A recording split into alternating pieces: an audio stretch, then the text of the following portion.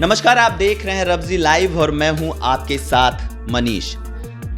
चिराग पासवान ने उपचुनावों में भाजपा के पक्ष में प्रचार करके कहीं न कहीं रालोसपा की एनडीए में उपयोगिता पर प्रश्न चिन्ह लगा दिया है। शायद यही वजह है कि पशुपति कुमार पारस इन दिनों चिराग पासवान के खिलाफ आक्रामक तेवर कायम किए हुए हैं। वैसे भी केंद्रीय मंत्री पशुपति पारस और उनके भतीजे चिराग के बीच रामविलास पासवान की राजनीतिक विरासत को लेकर जंग पुरानी है। वहीं इस बार दिवंगत नेता रामविलास पासवान की परंपरागत लोकसभा सीट रही हाजीपुर से चुनाव लड़ने को लेकर चाचा भतीजे के बीच तकरार सामने आई है। आपको बता दें कि राष्ट्रीय लोक जनशक्ति पार्टी के मुखिया पशुपति पारस ने साफ कर दिया है कि रामविलास पासवान के असली राजनीतिक वारिस वो हैं।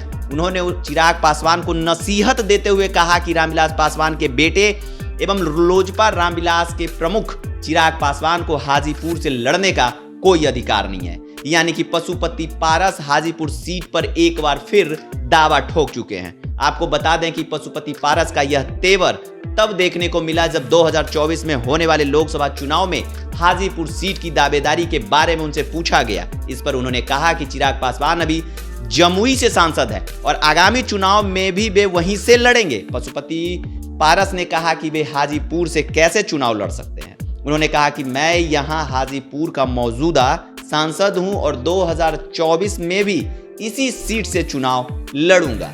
इसके आगे पशुपति ने एक तरह से चिराग पासवान को ललकारते हुए कहा कि वे अपने पिता रामविलास की संपत्ति के वारिस हो सकते हैं, लेकिन उनका राजनीतिक वारिस मैं हूं। गौरतलब है कि बिहार का हाजीपुर लोकसभा क्षेत्र लोक जनशक्ति पार्टी का गढ़ माना जाता है। लोक जनशक्ति पार्टी के संस्थापक एवं पूर्व केंद्रीय मंत्री रामविलास पासवान यहां से 8 बार सांसद रह चुके हैं।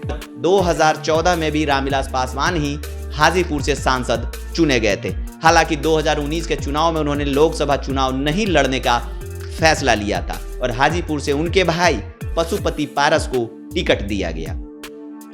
इसके बाद रामविलास राज्यसभा से निर्वाचित हुए, लेकिन 2020 में उनका देहांत हो गया और फिर लोजपा में टूट हो गई। वैसे पशुपति कुमार पारस इन दिनों जिस तरह से चिराग पासवान को लेकर सख्त नजर आ रहे हैं, उसके तेवर को देखकर जानकारों को ऐसा लगता है कि अपने भतीजे की लोकप्रियता से पशुपति पारस चिंतित हैं। इसलिए वे फिर से चिराग पासवान से पुरानी तकरार को हवा दे रहे हैं।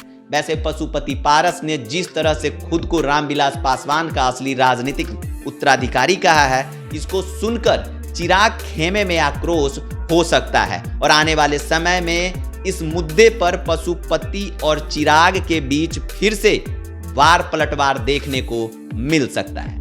ऐसे ही तमाम खबरों को देखने के लिए देखते रहिए रब्जी लाइव। धन्यवाद।